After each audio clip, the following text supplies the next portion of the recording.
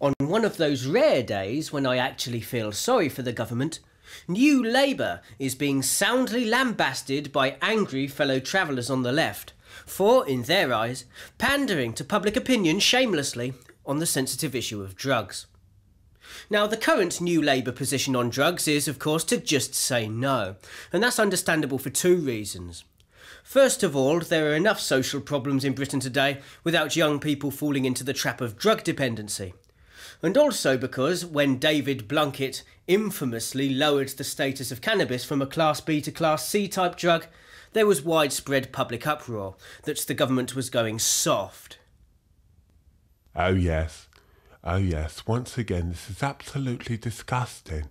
When we in New Labour were first elected to national government in 1997, we thought we would be there to rule. But instead we have to toe the line, mate. What's the point in having political correctness if we have to bow to the whims of the public? Oh, it's absolutely hypocritical and disgraceful. Johnathan Leftwinger, Labour MP for the constituency of Asylum East, speaks on the issue. I mean, just look at the evidence, mate. Scientists employed by the government itself are coming out with paperwork which categorically states that doing things like taking ecstasy is less dangerous than horse riding. And still the public and the inhabitants of Daily Mail Land refuse to learn the lessons put in front of them. This kind of rampaging pessimism is just the kind of phenomena which we in New Labour have discovered to be detrimental to the imposition of our futuristic social policies. As with many people in Labour, Johnathan Leftwinger feels unduly torn between established party policy, which he must follow for his party's good fortune, apparently, and fellow travellers on the left, who wish to take Labour back to the more established, failing left-wing home ground. You've got to have some kind of sympathy with us just for that, mate. Don't keep piling on the pressure to people in New Labour. We didn't want to kowtow to the public on the issue of drugs, no, mate. We wanted to go with all these scientists whose studies appear to back up our own viewpoints that people should be allowed to just take whatever kind of drugs they like, mate, in a free and open society with no intolerance, mate. With the exception of cigarettes and alcohol, of course. Oh yes, well, I mean cigarettes and alcohol, well, cigarettes and alcohol are the opiates of the masses, and so therefore those opiates must be taken away, mate. Because, I mean, just look at all the chaos on the side.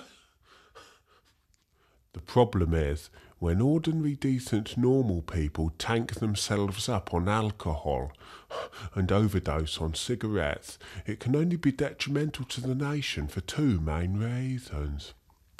First, it's detrimental to the NHS, who have to overload themselves even further in an effort to get these freeloaders all better again. And second, it can only add to their drink-fuelled rages in their suburban sitting rooms about what a crappy job New Labour's doing to the nation. And so it's obvious the price of those are going to have to shoot up, mate. It's for the public's own good. Oh, and it's also because feral youths are themselves becoming tanked up on cheap alcohol, fueling their own destructive rages on more and more streets in Britain today. Yes, we do have a stance in New Labour that we got to... What's that? Yeah, I mean, all right, we could send out more and more policemen onto the streets to get tough on criminals properly. To which I say, well, that may be nice for people like you who are prejudiced against criminals, mate. But, well, the better solution is, of course, to ramp up the prices of drink to almost unaffordable levels, mate. thus solving two problems at a stroke. The obs and thugs won't be able to tank themselves up on cheap alcohol anymore, and so therefore they'll be forced to behave themselves and become model citizens again. And secondly, ordinary, decent, normal people shall have less excuse to get drunk and start ranting about Labour in the corners of pubs right across the country. I should know, I bloody heard them! I'll go over there to shout at them, but it somehow makes it worse. I don't understand why. I'm setting them straight on all the essential issues of the day, mate. But that's typical of the bigoted public. They just refuse to hear.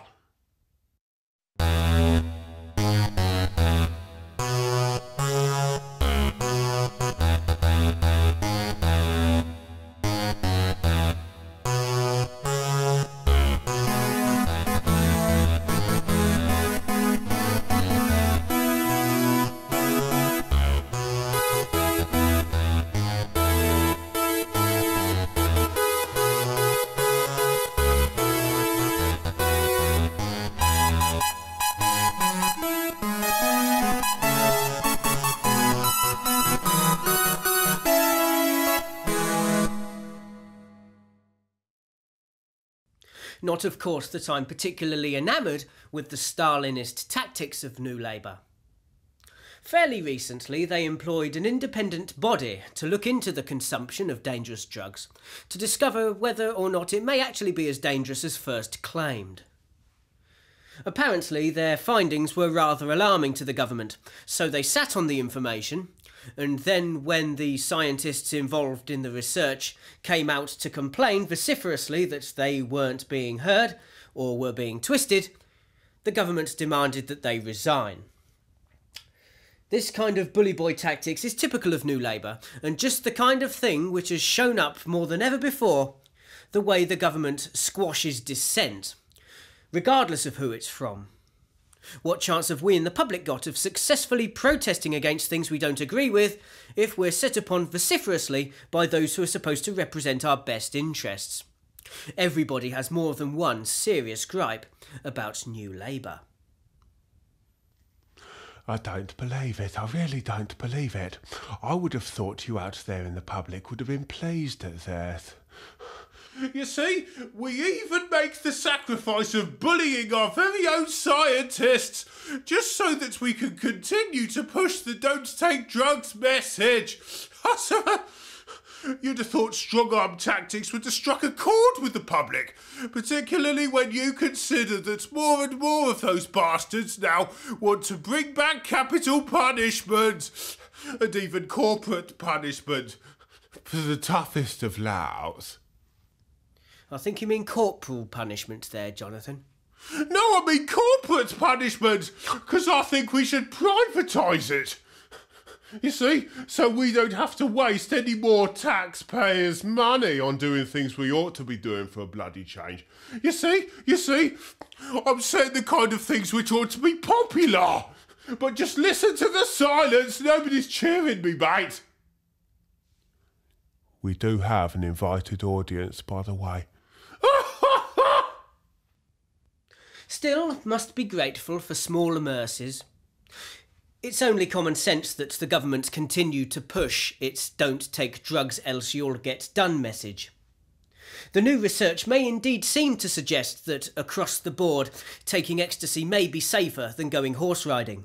But when you take into account the fact that many, many more people go horse riding, there are of course going to be many, many more horse riding accidents than ecstasy related accidents.